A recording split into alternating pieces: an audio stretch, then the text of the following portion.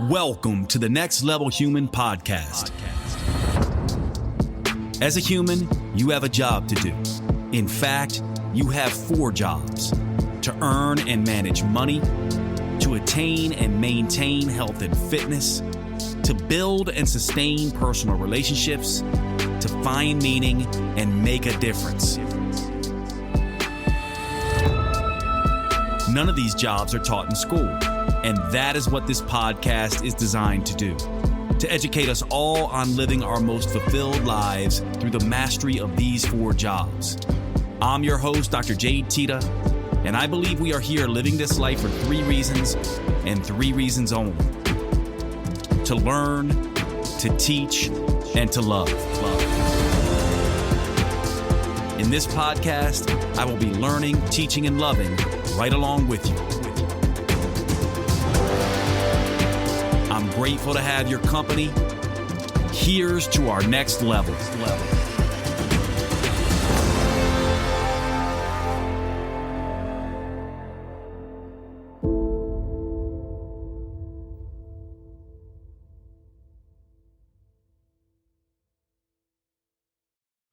What's going on, everybody? Dr. Jade, Teta here, host of the Next Level Human podcast, and I have someone I've been wanting on the show here for a while, Kasey Jo, Orvidas, who's got a PhD in psychology. And as you all know, I have a lot to say on the coaching profession and a lot of us professionals. One of the things I'm going to tee you up here, Kasey Jo. And Kasey Jo and I have known each other for a while online. We got to meet in person at a conference last year. And she has become, I think, a leading resource for a lot of us in this profession to get us up to speed on what we actually need to be doing around mindset. But I'm going to tee this up for you, Kasey Jo, and just say something that may get me in trouble with a lot of the listeners, because as you know, a lot of people on this podcast are professionals. I got a ton of them here.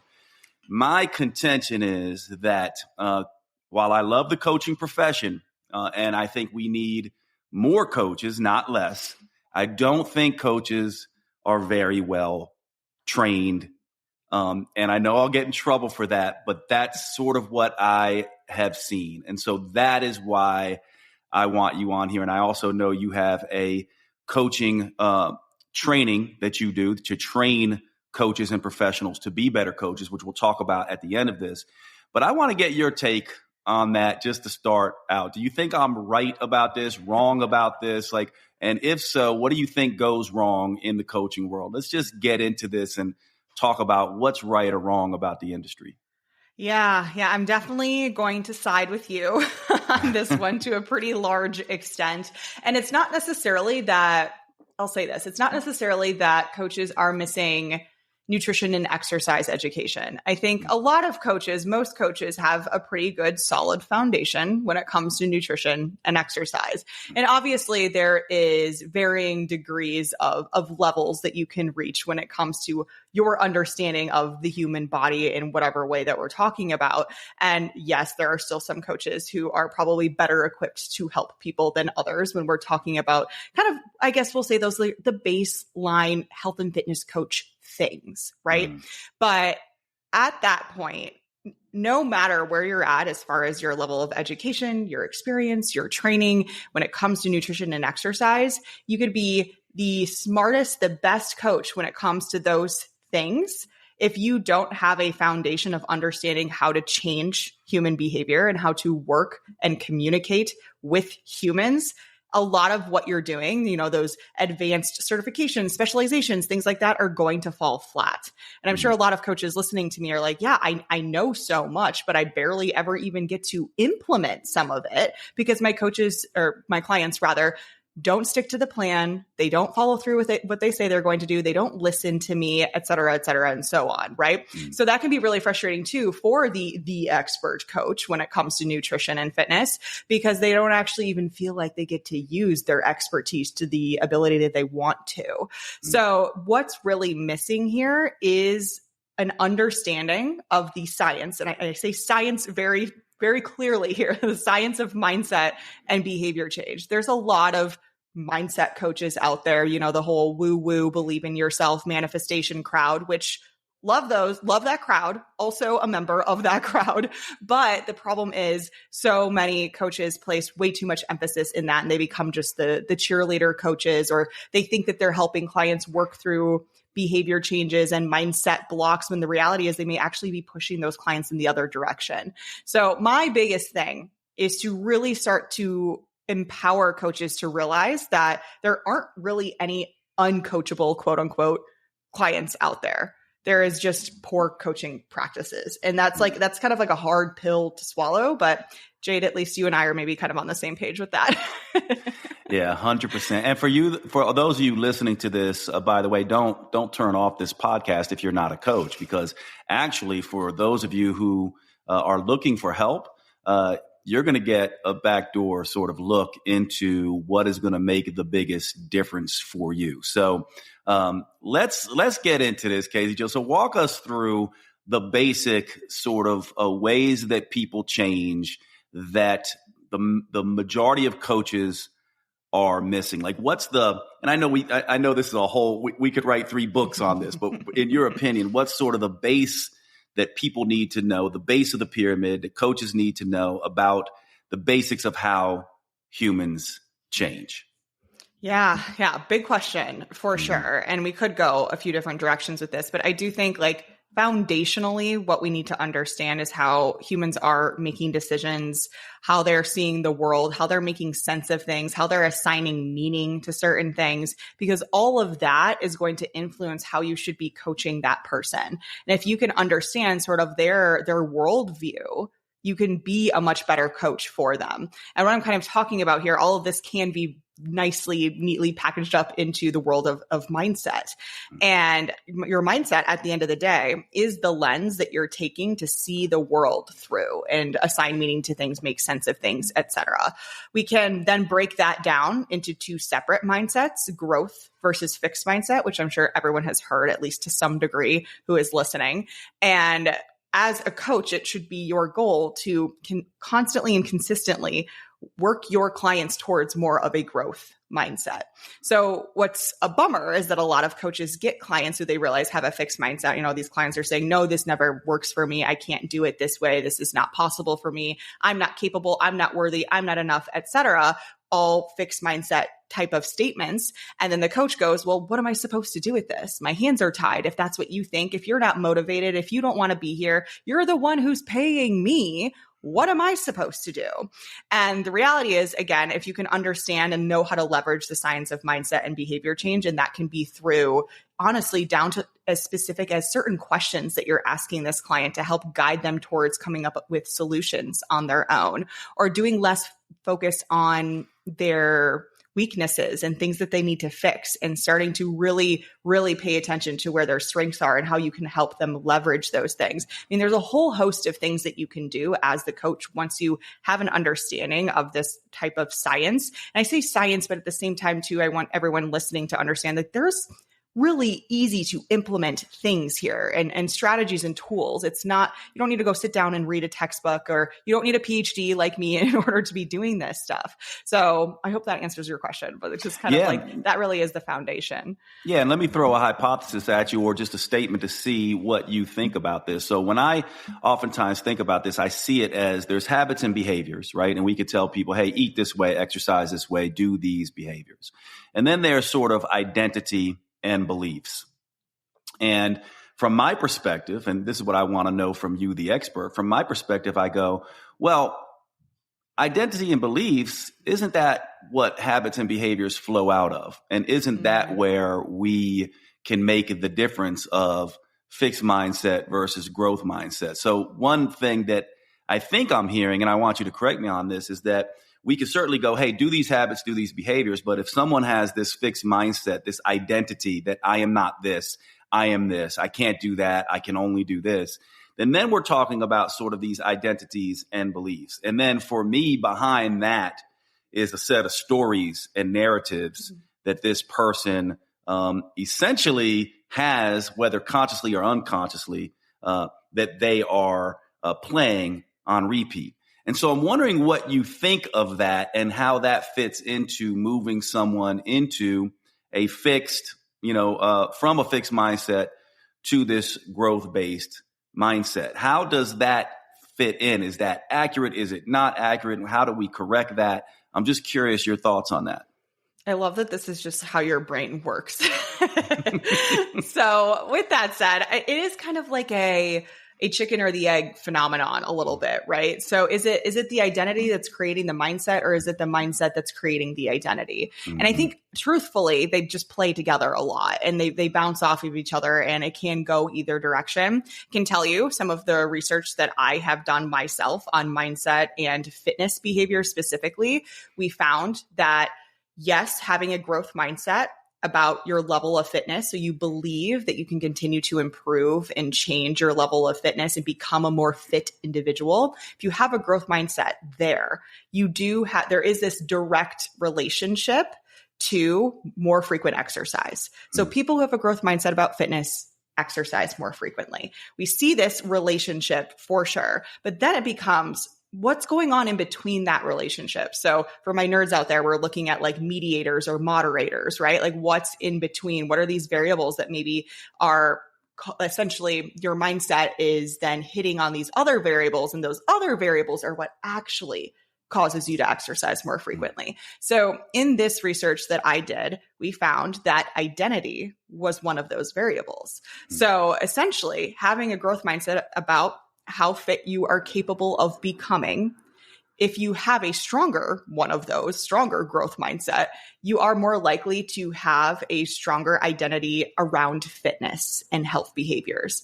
And that is what is actually leading you to exercise more frequently. So we see this mindset to exercise connection, but the reality is it's through this identity piece. So it is a really big thing. And that's not to say I can't tell you from this research, we didn't essentially look at it going the other direction, right? So if your identity is actually creating that mindset, but I think we can all understand how that would be the case. But for coaches who are listening, for those of you who are listening, you're just wanting to work on your own health and fitness and be more consistent with it, if you can start to develop more of a growth mindset around your fitness behaviors, that's going to lead you to start feeling like I am a fitness person. You know, I am a person who exercises. And once you start feeling that way, as we can all understand, it's so much easier to be consistent with actually getting to the gym and actually going and exercising consistently. So there is that connection we know for sure. Of course, then it becomes, well, what else goes into your identity and how else is your identity affected by things? And there's again, 3 different books we could write on this, right? But that we know for sure. And that is some of the work that I did myself. Yeah. Yeah, I love this idea because the way I think about it is if we look at identity sort of in the middle and then we look at what we're doing, I mean, obviously the brain is watching us all the time. So this idea of the as-if principle, you do a thing and the brain becomes more convinced you are the thing. But then on the other side of that, there's a story about who you already are. So I love the way you're framing this, where you're essentially saying, yes, identity is playing a role if I'm hearing you correctly, but there are multiple ways and multiple environmental triggers and stories and unconscious stuff that are feeding in to identity. And we don't necessarily know all those things yet, but we know a few based on some of the research that you're talking about. So how do we then begin to change people if they have sort of a stuck mindset? What are the things, the tools that we can use for ourselves and coaches can use to begin to, it sounds like what you're saying is someone says, I am not this.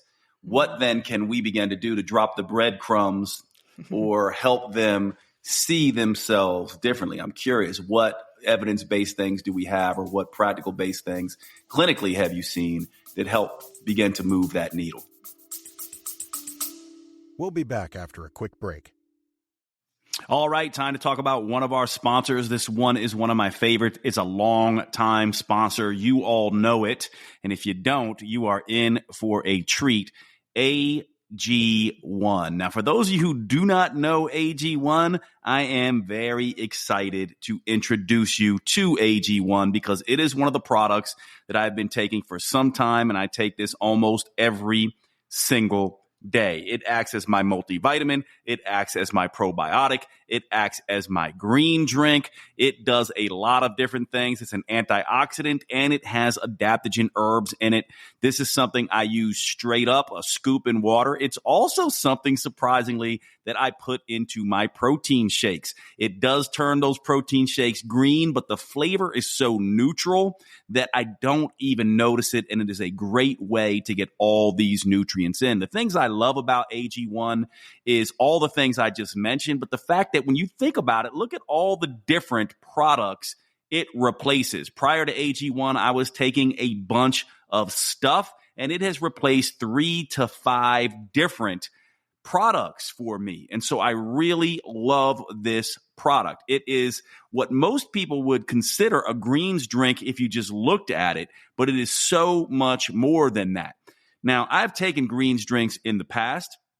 Number one, they tend to taste like swamp water. I love AG1 because it's a very neutral, pleasant flavor. And the other thing is that many of these used to raise my blood sugar because they put other things in it with extra starches, tapioca starch in particular, and AG1 does not do that. The other thing about AG1 is it does testing constantly on keeping its product clean, and it is on its 50 plus iterations, so they keep making this product better and better. But look, don't take my word for it. Really, you should try the product. To get AG1, all you have to do is go to drinkag1.com/next level. drinkag1.com/next level. And they have a couple deals for you specific to that link. This is one of my favorite products. I urge you to get on AG1. It's going to be one of those things that you do for a very long time and be extremely beneficial for your health. Check the product out, drinkag1.com/next level, and let's get back to the show. Yeah. And that is like the golden question, right? So how do we take someone who has a fixed mindset about this stuff and translate it into growth mindset so that we can now change their identity, make them more self-efficacious, and then therefore exercise more frequently? Like that's the golden equation, right? And the first answer that I have is a very unsexy answer. And it really is becoming more aware of where your fixed mindset is showing up. You truly cannot expect to change anything in your life without understanding where your baseline is. You can't improve something that you don't know what it is you need improving. So spending some time to really just be the researcher on your own life, on your clients' lives, and start to pick out where is this fixed mindset really showing up.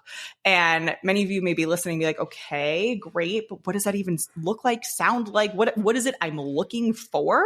And we mentioned a couple things here, like you can pay attention to language. If you find yourself or your clients saying, I'm just not the type of person to track macros, or that's a very clear indicator, right? Or something like, I don't know, I could try that, but it's just never worked for me in the past. Or I just don't think like I'm going to be capable of doing that. Like sounds great in theory, but so those are all very like alarm bells should be going off, like fixed mindset, fixed mindset, fixed mindset. But there's some others, and honestly, most others are relatively sneaky, and it does require you to pay pretty close attention. So a few that I like to point out for people who are like, all right, I'm ready to do this. I'm ready to pay attention to where my fixed mindset is.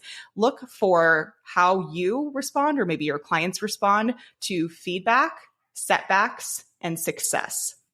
So feedback, just like what you're all thinking, right? You're getting feedback from someone else, a coach, your boss, your friend, your mom, whatever. How do you respond to feedback? Or if you're paying attention to how your clients respond to feedback when you give them feedback, this is a really great way to put the feedback out there and pay attention to what you get back. So someone with a fixed mindset is going to see feedback as either something they need to get defensive about because it feels like a personal attack, because if they have a fixed mindset, they think this is who I am.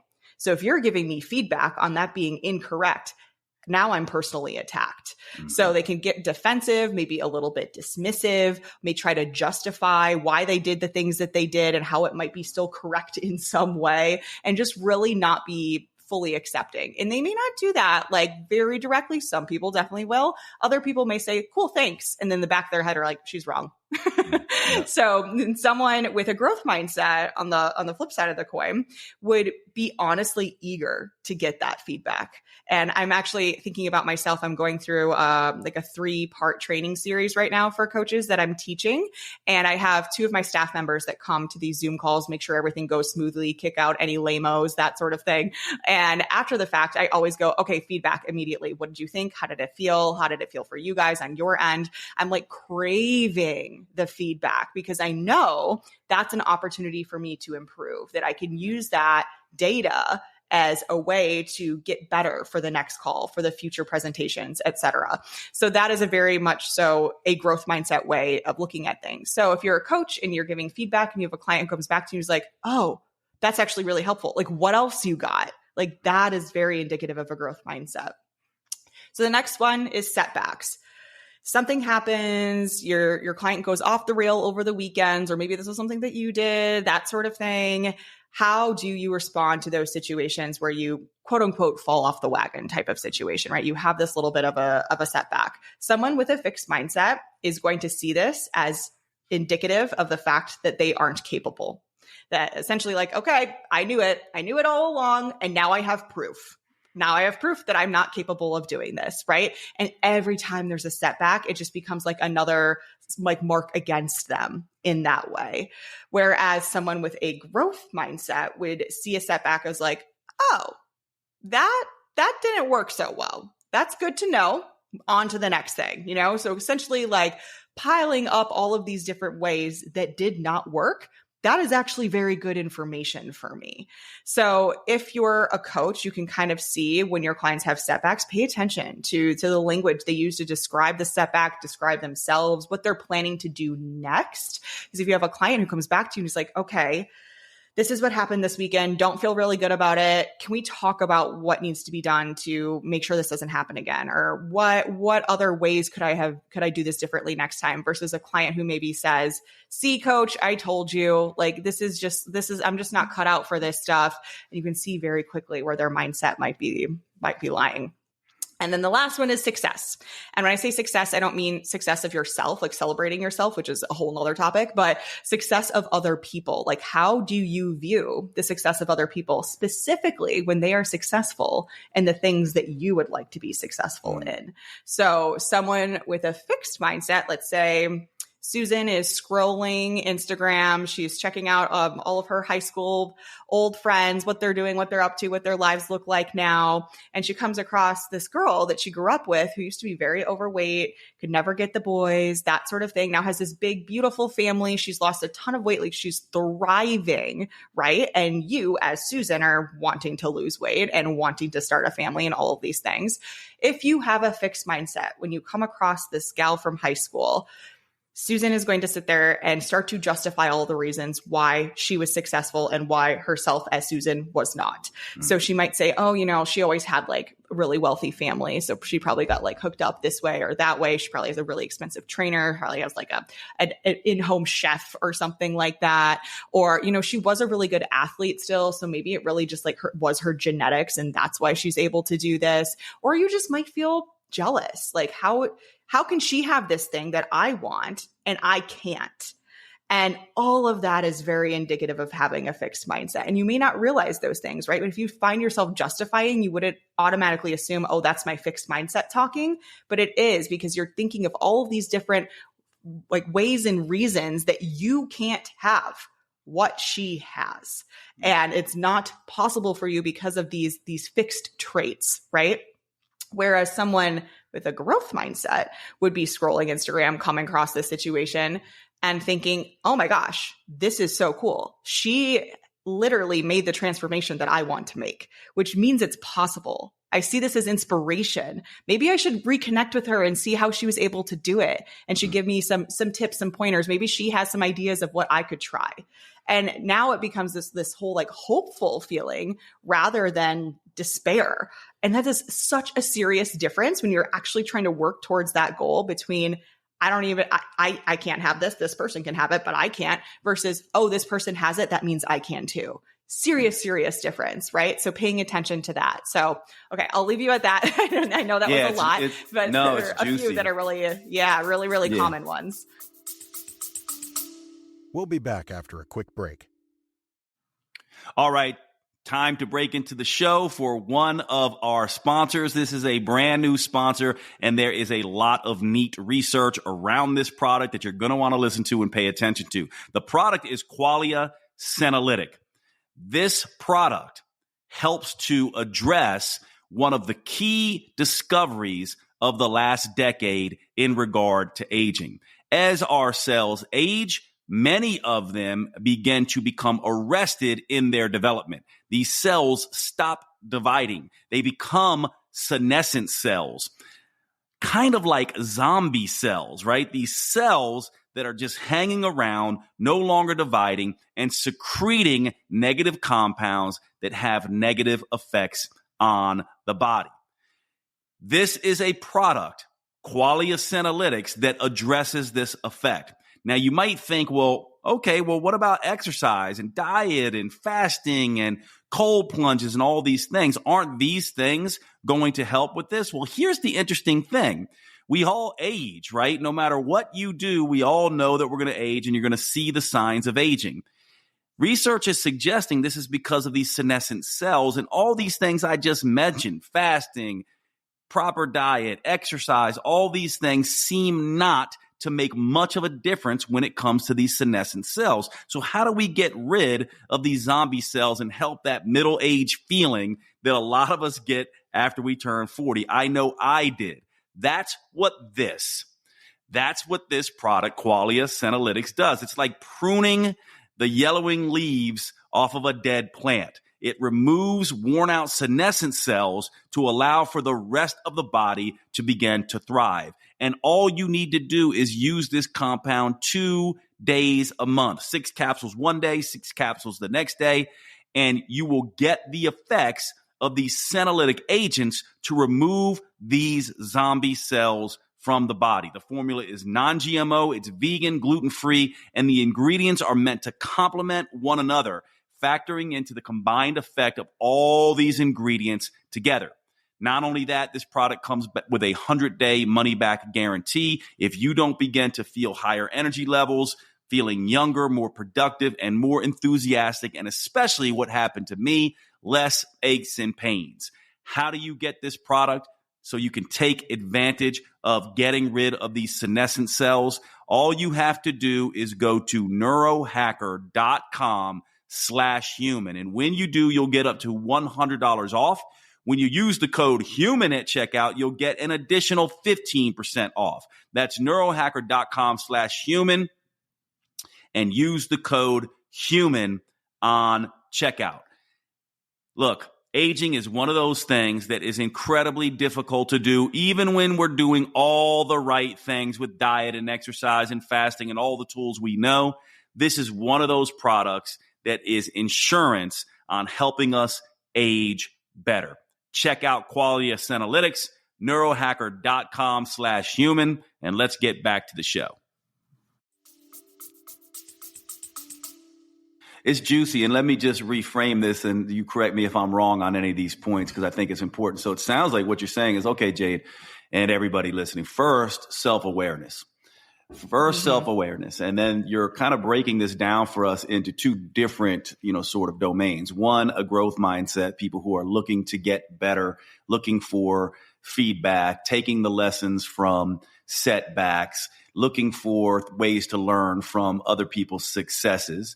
That's one group, sort of, we can call them the growth mindset group. The other group is having the exact different reaction to these feedback situations, these setback situations, and these successes of other people. And so then the idea is that now we have these two buckets, right? So we know. So to me, I'm assuming that in order to begin to get results for people, we have got to do step one, move them from this fixed mindset to this growth mindset. And so there has to be this jump somehow. I also would suspect that when you're dealing with someone who's got a fixed mindset, as you alluded to, and you point this out directly to them, look at these negative stories that you're doing, look at this mindset that you have, they're immediately going to get defensive. So am I right in saying that the first step to change is moving people to the growth mindset? And am I also right in saying that there's going to be some finessing around the resistance that comes up with a fixed mindset person? And if I am right about that, how do we maneuver that as coaches? How do we begin to finesse this to move people over? And then, of course, I want to go off into how do we get the growth mindset person to actually start seeing results? Yeah, for sure. So definitely correct in that a lot of self-awareness is involved here. And the problem is most people just aren't even aware that this is what's holding them back. This is why you have so many clients and people who are saying like, I just don't understand why I can't stay consistent. Like I know what I need to do, but I just can't do it. We hear that all of the time. And a lot of that is coming from this like buried fixed mindset stuff that they don't realize they're self-sabotaging themselves and they don't even realize it. Right. So, and I would say first step, it's kind of like the primer step to the first step is helping clients recognize that fixed mindset and where that's coming up for them without being direct about it, like you said, because for sure there will be pushback, especially if you're talking to someone who has a relatively fixed mindset about this thing. There's a good chance that if you come to them and say, hey, what I'm hearing is you have a fixed mindset, so we need to work on that. They're going to be like, excuse me, what? Especially because they aren't aware of it, right? Now it feels like a personal attack. And that's absolutely the wrong way to go about it. So a lot of it needs to be quite indirect, like in between the lines inside the questions that you're asking that aren't so direct. So some of those questions can be as simple as, can you tell me more about why you feel that way or why you think that way? You know, if someone comes to you and says, I'm not that type of person, or I don't feel like I'm capable, or it's never worked for me in the past, and help them give you more of that story behind it. And what can be really interesting is if you're asking questions like this and they start to like divulge the story and all of these pieces of information, they may start to shift their own mindset in that moment and start to see and like, yeah, but that was something that happened to me a long time ago, so I probably really shouldn't be attached to it anymore. Or I guess I can't really compare who I was when I was 15 now that I'm 45. You know, they'll start to say some of these things. And then you as the coach, it's your responsibility to be on the lookout for those. Those are like pieces of change talk that we're hearing, and essentially attach to those pieces and continue to like snowball with those pieces. So once they've started to give you some of that, grab it.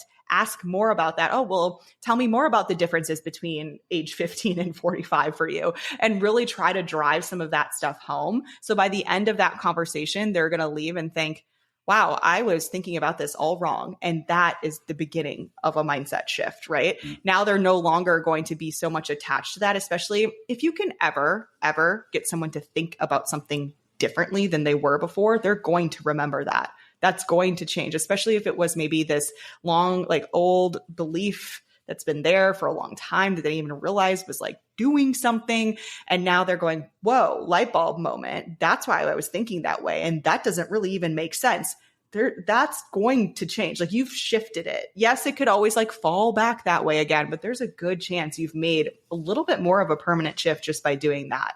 So that's kind of how the beginning stages, I would say, of that process would look. And it's obviously ongoing throughout the coaching relationship too. Yeah, it sounds like, I love this because it sounds like opening this up is really about just getting people to think laterally. Like I think you know what that is, but maybe some of you listeners don't really know what that is. Lateral thinking is just really about like if I have like this cup I'm drinking out of coffee, right? So I can use it for coffee. I can also put soil in it and use it to plant, put a plant in it. I could turn it upside down and play it as a drum. Like there's lots of different things I could do with this cup versus, just drink something out of it.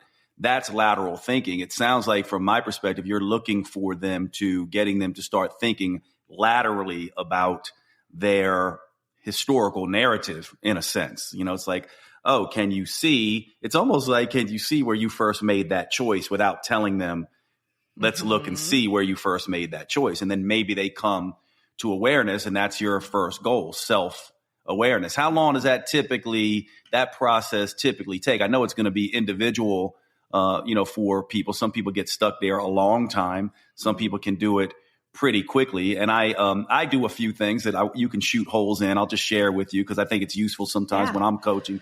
Sometimes some of the things that I'll do with people is I will say, as I've gotten to know them, that's interesting. When did you make that choice? Can you remember when you made that choice? Is that a good thing or a bad thing to sort of put up? What I'm doing there is just dropping breadcrumbs in terms of stories, that they, I'm helping them to see that they're telling stories about life, that it's all a story, that they could potentially see it another way. And so I'm wondering, does stuff like that work when you are going through this process with people? The other thing I'll oftentimes do is go, oh, yeah, that's interesting.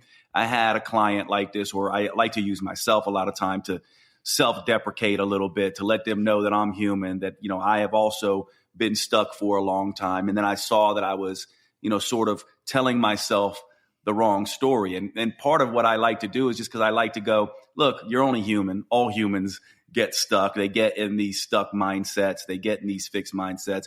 And all humans have the opportunity to get out of these. And here are some examples. And I also like to look for examples within their own life where they were able to get out of a fixed mindset in another domain. So I'm wondering, are any of these red flags for you where you're like, ooh, Jade, you should have done that a little differently? Or are these useful techniques? I'm just curious. Yeah, no, really good. All of them are very, very good. Kind of helping them get to the core of it with that first one. And then with this last one, seeing other aspects of their life where maybe they were a little bit more growth mindset oriented and we're doing things in that way. And then thinking, well, what's the disconnect here, right? This is actually a really important point to make too, because people often speak about growth versus fixed mindset as if it is just this blanket thing that you have or you don't have across all areas of your life.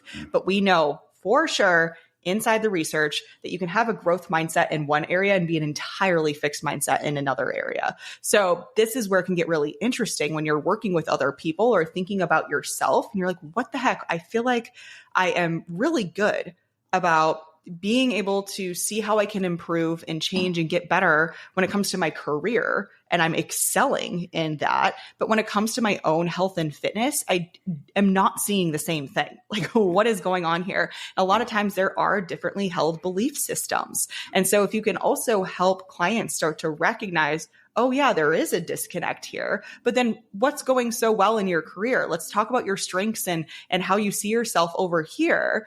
And then how now do we bring it over to this other side of health and fitness as well? So I really think that can be a super powerful way for them to start to recognize like what the differences are. Because again, so many people are just lost and wondering, why am I like this? And if you can start to give them more understanding as to why they are like this, that is power, that is fuel for change. It really is. And a big part of this too, that I wanted to bring up with the lateral thinking, if we can help our clients think more flexibly, like a big problem is that so many people have such cognitive rigidity is the biggest issue, right? So the more we can help them think more flexibility and introduce more like psychological flexibility in general and make them think about how this could look different ways, like with the cup example, it can be like many different things. We want them to be thinking that way about their lives because there is the all or nothing thinking trap. People really start to think very black or white, good or bad.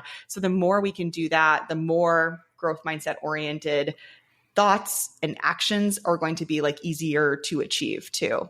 Yeah, I love that. I love that, Kasey Jo, because I look at it like as coaches, we should be, getting people to think about possibility narratives, right? Like I'm always looking at it like that. I always feel like I'm dropping breadcrumbs. I'm dropping breadcrumbs and seeing which ones they pick up. And one of the places where I do this is I tend to see, the Next Level Human podcast. Anytime anyone listens to this podcast, the introduction says, as a human, you have a job to do. In fact, you have 4 jobs. You got, finance, you got health and fitness, you got personal relationships, and you kind of have purpose and meaning. And so I see this as like a 3-legged stool. And we all know what it's like to be on a 3-legged stool where all stools aren't balanced, like, and you're kind of floating around like this. To me, I'm looking at where's the one that is strong and how can we use aspects of that to bolster the other leg that maybe is weak. And then I look at narratives that go deep, I oftentimes think about the childhood developmental period where it's safety and security needs and the adolescent period of acceptance and belonging needs. And you'll oftentimes see these stories begin in certain places, right? And freedom and autonomy, needs that are in our early adulthood. But I think it's really cool what you're saying, because I think that if we can spot where, these areas where people are successful in their lives and areas where they're not successful, and then begin to say, hey, look what you're doing here, and you could be doing that over here, dropping these breadcrumbs, we're going to get, I think, better results. I want to ask you now about, once we start to get somebody over and we start to see this cognitive flexibility, we get to see them in possibility thinking now, what happens next? How do we begin to drive this? And I'll sort of start you off with a little narrative, because I want to hear, I've really been anxious to ask you about this in person anyway, so I'll just ask you about it here. The way I oftentimes see this, I see it as like, if you have two actors, right? Like, one actor is the person who shows up with their script, and they're, like, let's say it's me. I'm Jade Teta, and then I'm playing a part as, I don't know, Tony Soprano or something, right? So I go from Jade Teta, and I come in and I read the script for Tony Soprano, right? And once the actor says action, I start playing the role. And when the actor says cut, I go away and I'm back to Jade Teta.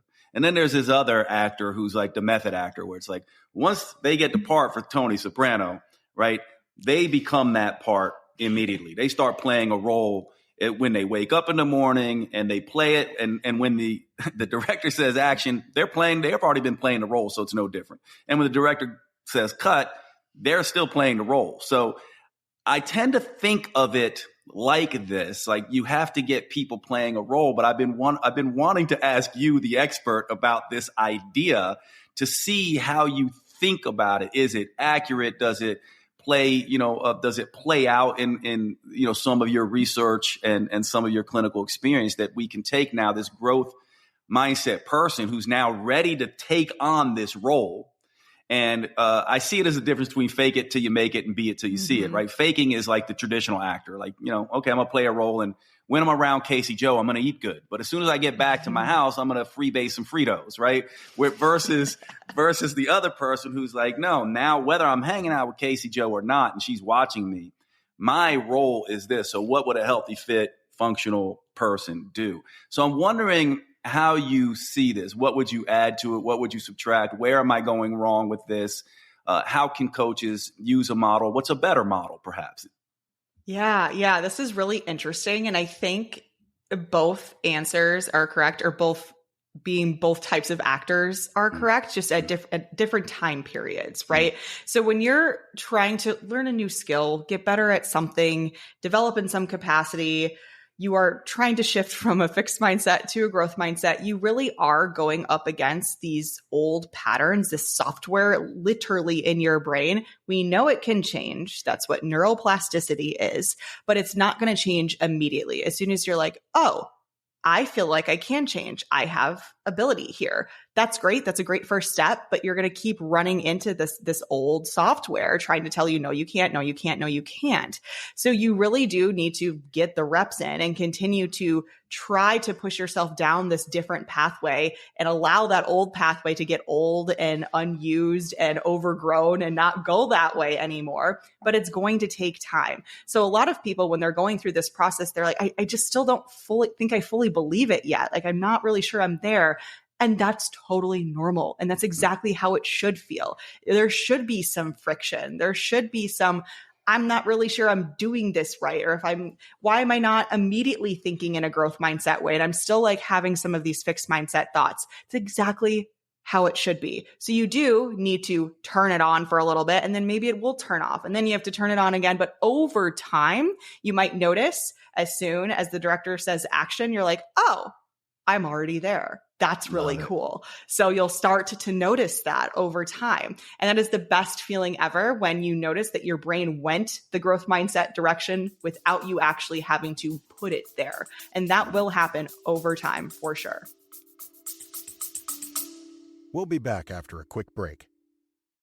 All right. Well, I have a new partnership to announce that I am very excited about. And this partnership is with the next level human company, ButcherBox. I consider them a next level human company because they are doing everything they can to source the best quality meats, as well as source those meats from companies and farmers that are committed to sustainable and regenerative animal husbandry, raising animals in the way that they are naturally supposed to be raised and doing right by the environment. And it is just what it sounds like, a butcher box. Imagine you had a butcher right down the street from you that put a box together for you of all the best quality meats that you could find. And that is what Butcher Box does. They send them frozen right to your door. And the animals are the highest quality, 100% grass-fed and grass-finished beef, never given antibiotics or hormones, humanely raised. Grass-fed beef is an incredible source of omega-3 acids, vitamins, and minerals. It is one of the healthiest foods on the planet. Not only is the beef superior, but they also raise crate-free pork that are humanely raised. Also, never with antibiotics or hormones in any of their meats. They also really pay special attention to their chicken. These are pasture-raised chicken, heirloom breeds. This means ancient breeds, wild breeds. They never give them antibiotics or hormones, and these are free-ranging animals that can run out in the pasture and eat all of the worms and bugs and everything else to make their meat incredibly healthy. And they also do free-range turkey and wild-caught seafood. And this seafood is wild-caught, sustainably harvested, no artificial coloring, no additives, just straight from the sea. Your health is going to get better, and it is much better for the environment. If you want to get involved, there's two ways to do this. One, you can go to drjade.com/butcherbox, and you can choose between 3 curated boxes, or you can do what I do, which is make your own box. That's drjade.com/butcherbox. And when you sign up using that link, you can choose between a free year of salmon, a free year of ground beef, or a free year of chicken breast. I love Butcher Box. I use them myself. I am so excited that they are now sponsoring the podcast. drjade.com/butcherbox. And let's get back to the show.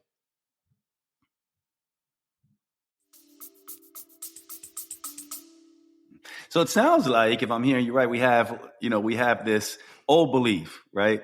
And for those of you who are listening, I'm just holding up one hand to like the video, right? So we have this old belief, and then we want to put in this new belief. And it sounds like you're saying this new belief is back here a little bit, right? It's like it's not as practiced. And then slowly but surely, as we make this choice, we're sort of moving this forward and this moves backwards. And the only reason I'm doing it that way is because it sounds like, if I'm listening to you, people might think, well, I just put this new thing in and this other thing goes away. But what I'm hearing from you, Kasey Jo, is like, actually, no, it's not going away. You're just now, it's almost like this competition. So there's a choice point that happens. You have to recognize that choice point, which I think goes back to your self-awareness thing. And then you have to make that choice. And slowly but surely, that whole, Hebb's law, neurons that fire together, wire together, this particular new narrative begins to dominate. And then you start finding yourself, oh, now I'm the method actor. Now I am the thing. Whereas before I was just pretending to be the thing. I love that idea. What kind of things then, if that's the case, what kind of things get in the way of making this switch? And what kind of things do we know in the research can amplify our ability? Like you hear things like, for example, some that I'll go ahead and throw out and see if they have validity from your perspective. Like we hear that, okay, well, the top 5 people you hang out with, like if they're health and fitness people, you're more likely to play that health and fitness script instead of the couch potato script. So maybe that pushes that script forward, right? Or like other things like that. Our environment's, sort of a big deal, right? So if I don't have it in the house, maybe that's something. I'm wondering, what are the things that based on evidence that are most efficacious? Is it you got to hang out with new people? Is it you got to change your environment? Is it, something else? I'm just curious. Like now we begin engineering our life, our mindset, and different things. Yeah. The answer is all the above and more.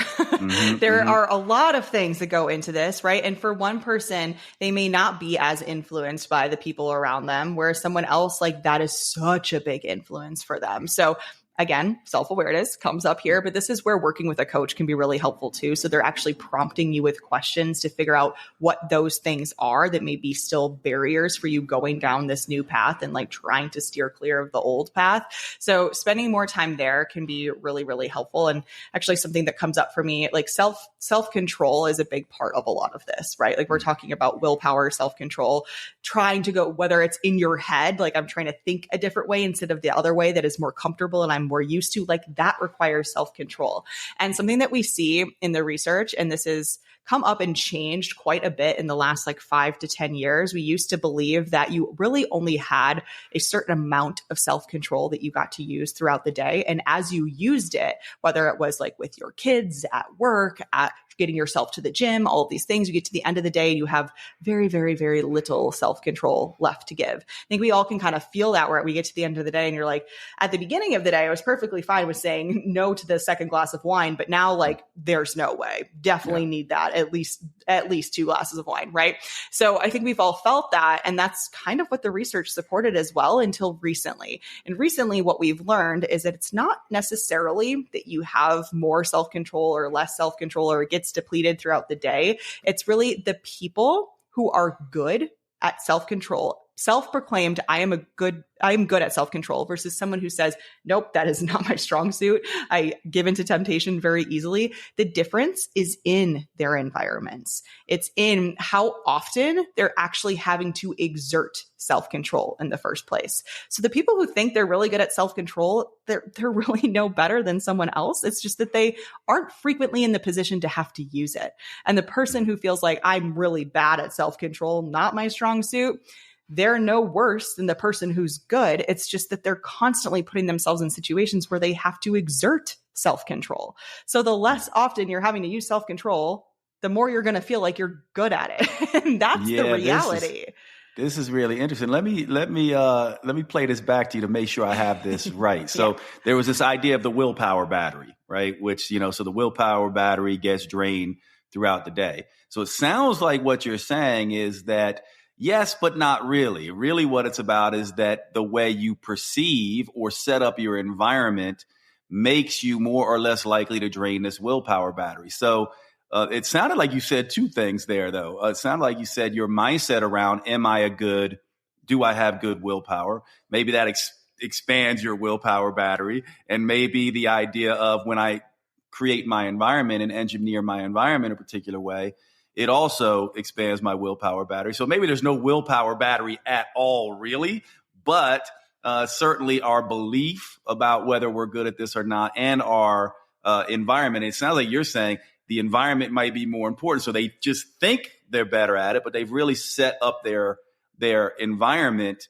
so that they actually are. And so am I getting that right? I mean, I think it might be a little bit confusing. So let me just say it one more time. It sounds like you're saying the environment is all that matters. If you basically, get your environment right, you're going to be more likely to not fall prey to these willpower things. And you're also going to think that you're better at willpower and control. And that is super interesting if I have that right. Mm-hmm, that is correct. And then we also, to play off that too, we have other studies that show the people who don't believe in this idea of depleting willpower in the first place, they think like no matter what, like I can still exert self-control. Those are the people who essentially they're not able to experience those effects of the depleting willpower, right? Whereas someone who thinks like, oh yeah, that makes sense. You heard me with that wine example. You're thinking like, oh yeah, that's me. I definitely lose my willpower throughout the day. I don't have as much self-control if I have to use it more. If you believe that, it will be true. So it is kind of like these two different things where like your environment and your mindset matter the most. And ultimately, you get to create what that willpower battery looks like, whether it is very much a real thing or it doesn't exist at all. And that's all based on your own perceptions and your environment. Yeah, you and I haven't talked about this yet, but we could talk about it now. But part of my work, because I think I'm back getting my PhD in transpersonal psychology, and part of my interest and part of the research that I want to do, my hypothesis is that our stories and our narratives. And of course, I'm interested in where these narratives eventually come from. And of course, it's all a hypothesis until you prove it. But my hypothesis is exactly what you said, that it is the story that we tell about ourselves. And that story comes out of a historical narrative that ultimately determines how we manage all of this kind of stuff. And this, when I hear this, I'm like, oh, that's an interesting component, because it sounds like we're starting to see that perhaps this is a line of research that is pointing in that particular direction. And I also would say that when your narrative, and this is another thing that needs to be worked out in research, but when your narrative story is a particular way about who I am, then of course your environment is going to reflect that as well. So it's going to be harder to sort of tease out. And so here's another research question. I just want to banter around with you now, if you don't mind just playing with me so we can have some of the discussions that I've been dying to ask you for a while now. One of the things as we go through this process, and I'm wondering, of course, as the coaches are listening, there's two things that happen, right? Like, you mentioned the manifestation people, right? And this idea of law of attraction, you just think a thing and it's going to come true, right? And from my perspective, like you, I like some of these ideas. I see them as largely, there's a large misapprehension there about how this probably works. But the way I see it is like, okay, you can think, right? And then there's a feeling attached with that. And then there's choices and action. So I think of it as, being, if you're being a thing, I think of it as the way you think, the way you feel, the way you choose, and the way you act. All of those things being in alignment. And so part of my hypothesis also is, and you kind of alluded to this, but I just want to see what you think, is that we can come at this from any direction. And I do have my own bias at which direction I think matters more. So if we think about thinking, feeling, choosing, acting, all in sort of a line, to me, I go, I can change my thinking and maybe that influences my feeling, which influences my choices, which influences my actions. Or I can simply change my actions and then that then reinforces my choices. I feel a particular way and think a particular way. And I have a hypothesis that acting as if is a faster path to being versus thinking being a faster path to being. Now, of course, we want all of them in alignment, and I kind of can see them coming at it from either direction, that it's, of course, both and. But I'm wondering if you have an opinion on this based on your research, based on your clinical background. What do you think is more powerful? I mean, obviously, if we can think and act simultaneously, I just tend to think if you're thinking, that's not necessarily going to translate into acting. However, if you're acting, it's much more easily translated into thinking, feeling, and choosing. So I'm wondering what your thought is on this as if, sort of principle. And one of the, I'll just give you'll know this study, but I'll just key it up for people who are, maybe new to this idea. Like one of the studies that makes me think of this, that you may actually say, oh, this is going to, is accurate or not, is this idea of, essentially looking at people and saying, hey, go to your happy place like Happy Gilmore, and let's look at how fast those happy centers light up in the brain, the areas associated with happiness. Or we can just force you into a smile, by sticking, a pencil in your teeth and forcing you into the smile, and then see how fast this sort of change happens. And it seems as if, based on some of this research, that simply laughing and smiling is perhaps a faster way to feel what you want to feel than thinking about this Happy Gilmore place. And so this is kind of what I'm thinking about. And I've always wanted to ask you about this to see what your thoughts are and how you've translated some of this research.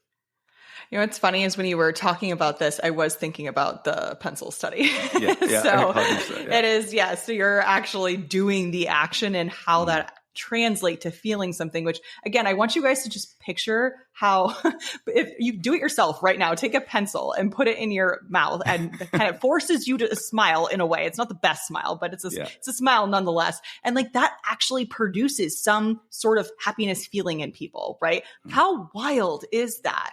So thinking about that too, like I think I agree with you that doing the thing, the actual action is probably the quicker way. And I think part of this too is that we do already spend so much time in our head thinking about like, oh, what could this be like? What would this feel like? What would my life look like if? And that is not translating to it actually happening, like doing the behaviors that are associated with that thing. So I think too, a big part of this conversation really is cognitive dissonance as well, where there is this disconnect between what we're doing and what we're thinking, or how we see ourselves, and then what the actions we actually end up taking. And when that is misaligned, we have cognitive dissonance, and that feels really, really bad to us.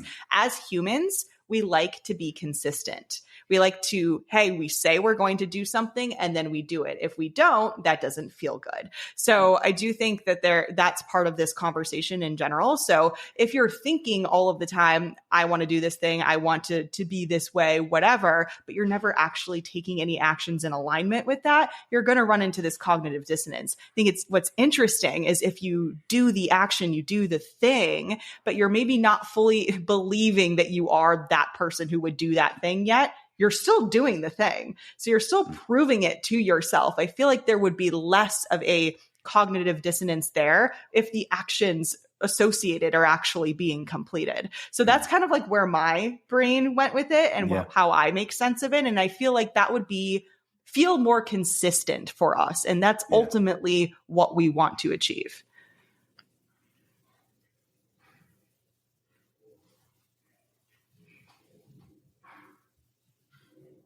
I lost you there for a second. Yeah, I got you back. You just blipped out for a sec. Yeah.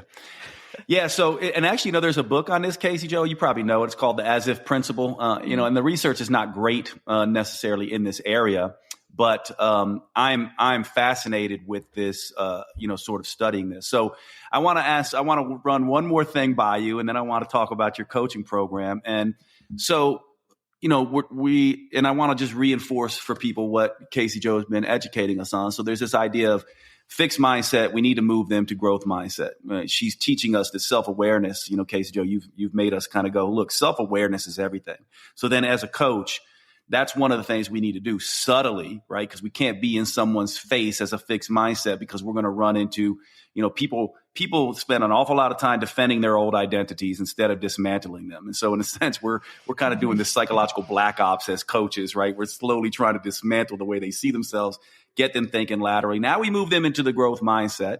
And Kasey Jo has kind of educated us on how we can begin to help them start to make change now, with this sort of old idea being, sort of now having a choice point with a new idea, and then working that sort of process so that the new idea becomes the dominant thing. And then we talked about this idea of, this alignment in thinking, feeling, choosing, and acting, and that obviously we need both. But as a hypothesis, Kasey Jo and I seem to be in agreement that maybe acting might be the better way to go here. And then I look at it like, okay, so if this is the case, this is the next and maybe last part I want to talk to you about, is that, okay, so if we can take this continuum of thinking, feeling, choosing, and acting, with choosing and acting being the brain watching you do the thing. So the brain is becoming convinced, oh, Jade's not full of shit. He's actually doing what he says he's going to do. Still, perhaps thinking and feeling might not be fully online, right? Because then all of a sudden it's like, action is and choices are contextual to a large degree. So, can't always make, the choices. Maybe I'm going to the gym and my brain's getting on board with that, but I'm also free basing cheesecake every time I get, stick my head in the refrigerator. And that's a whole other thing. So the idea then is, and this is something I'm just so curious what this happens, is that we do, I think, have to thinking and feeling, right? We can split these four up to thinking and feeling and choosing and acting. And the thinking and feeling piece, I think, is really hard for people.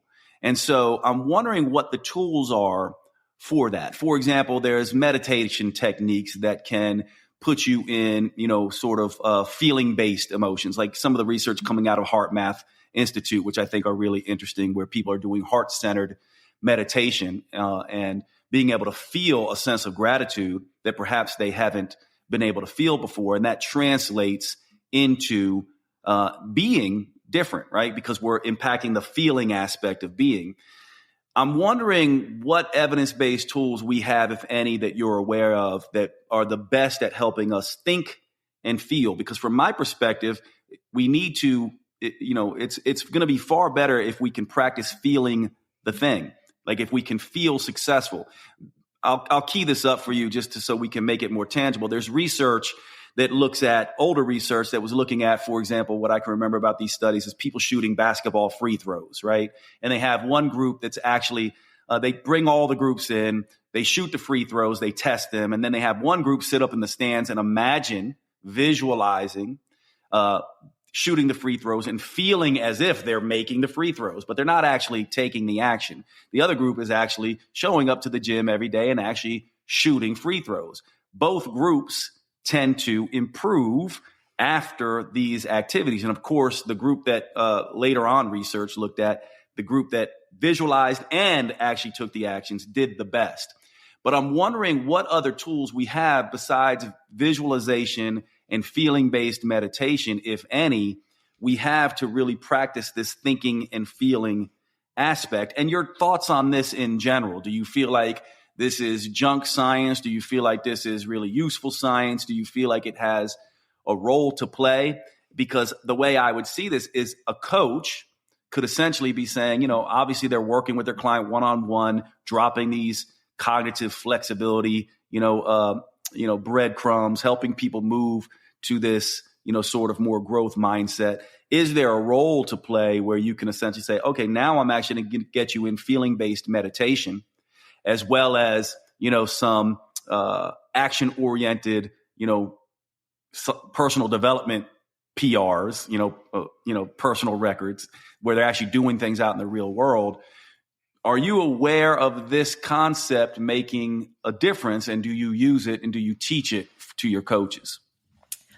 So I think yes, in a way, but maybe not exactly in the way that you are presenting it here. I think what happens more often than not are that people are really caught up in their thoughts and their feelings.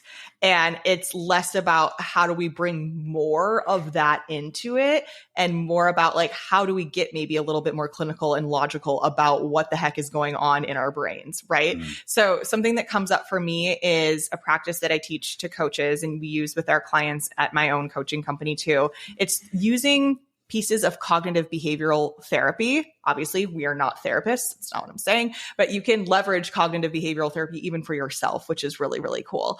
And it's something that you can do to help break negative thought patterns. So again, it's like these thought patterns or feelings, emotions, things that are coming up and you just can't make sense of, but yet they're driving your behavior. It's like we need to kind of to tweeze those things apart and figure out what's going on. So something that you can do with this, if you're having a recurring negative thought that seems to be getting in the way of you taking action or just feeling good, and it just keeps coming up for you, number one, obviously you have to identify what that thing is, but then you can start to think, number one, what evidence do I have to support this thought?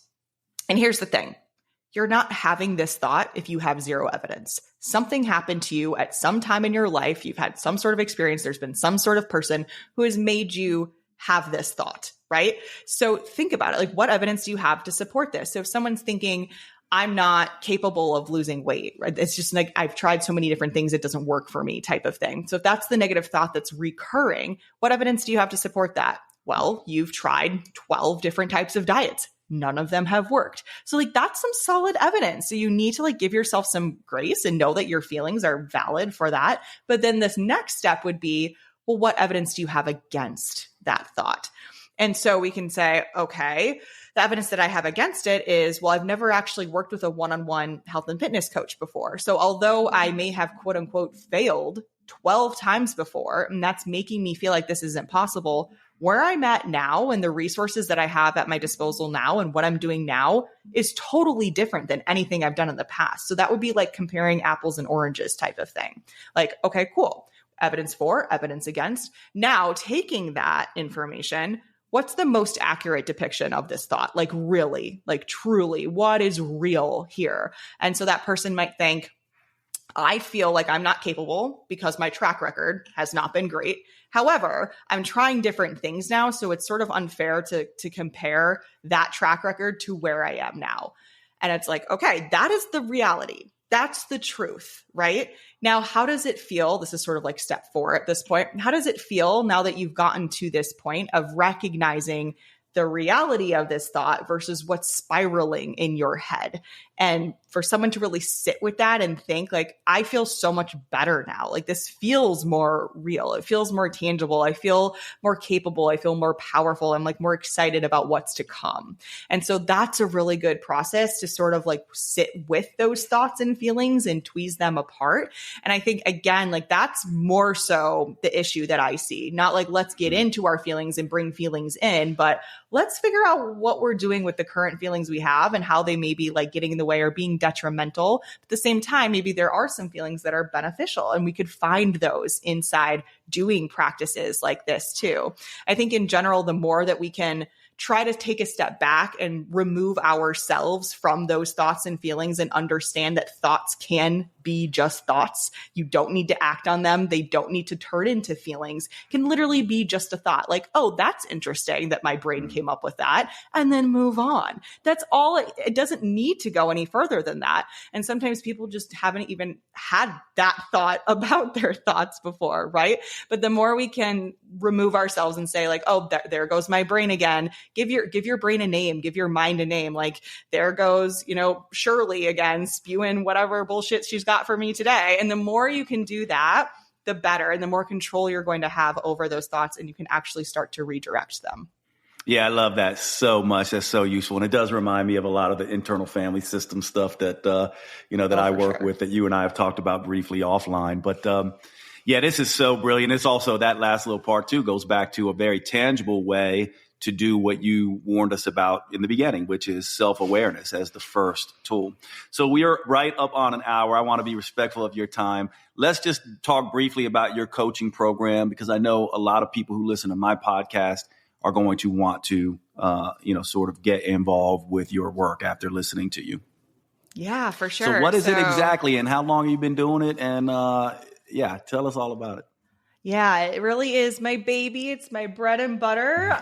This is our 8th round that we're moving into in March of 2024. For those of you who might be listening to this later on, moving into the 8th round, it is a certification program for health and fitness professionals. We've had other folks come through too who are of different professions: mental health counselors, doctors, lawyers, nurses, occupational therapists, pretty much anyone who is working with human behavior, which is a lot of people, but it is mainly for online health and fitness coaches to learn how to leverage the science of mindset and behavior change with their clients. So it's a 13-week certification program. We do provide CEUs for a whole host of governing bodies of exercise and nutrition certifications as well.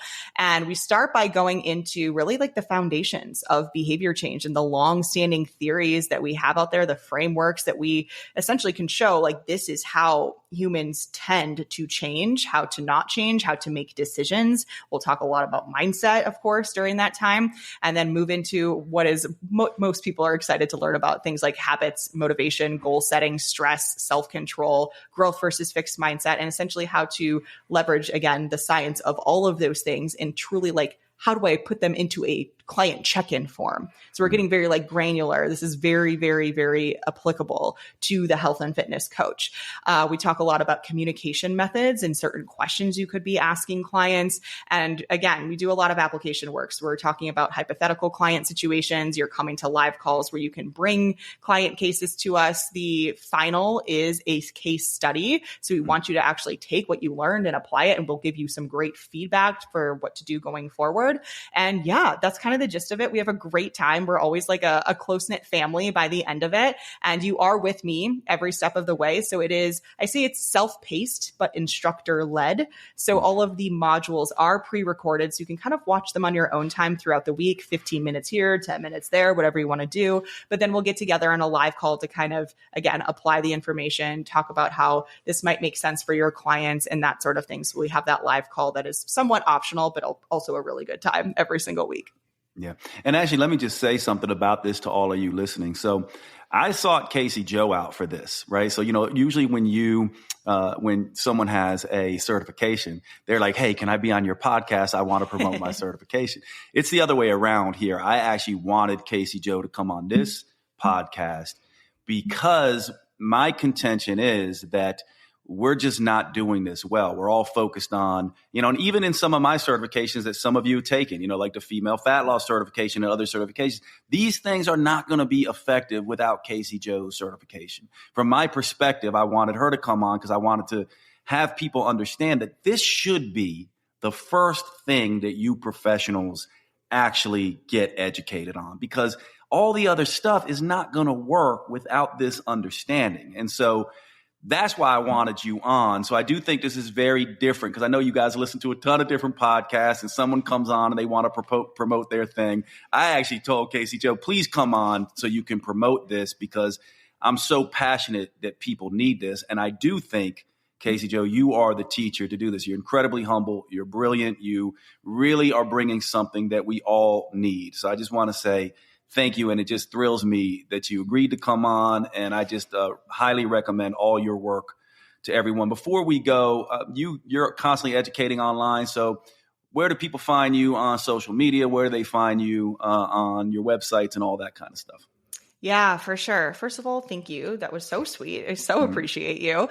I spend most of my time on Instagram as far as social media goes. You'll find me on TikTok, you'll find me on YouTube, but it is minimal. And it's not actually me most of the time. It's my team repurposing stuff. But I'm Coach Kasey Jo across all platforms. So it's Coach with a C, but Kasey with a K, Joe without an E. We'll throw that one in there too. And if you're interested in learning more about the certification program, you can go to healthmindsetcert.com.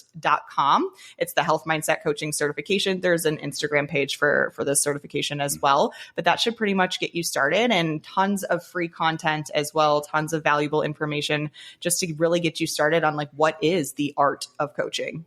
Yeah, I'm so excited for my community to get to know you. Thank you so much for your work. Don't hang up the line, because I just want to make sure all this gets uploaded. But for all of you listening, thanks so much for hanging out. I hope you love Kasey Jo the way I do, and we will see you at the next show.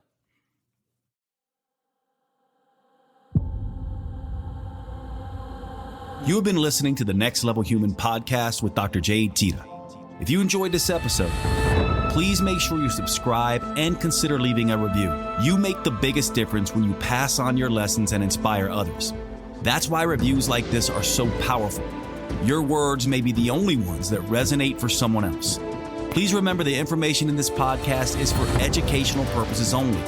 Always consult your personal physician or therapist before making any lifestyle changes. And finally, thank you for who you are in the world and the difference you make.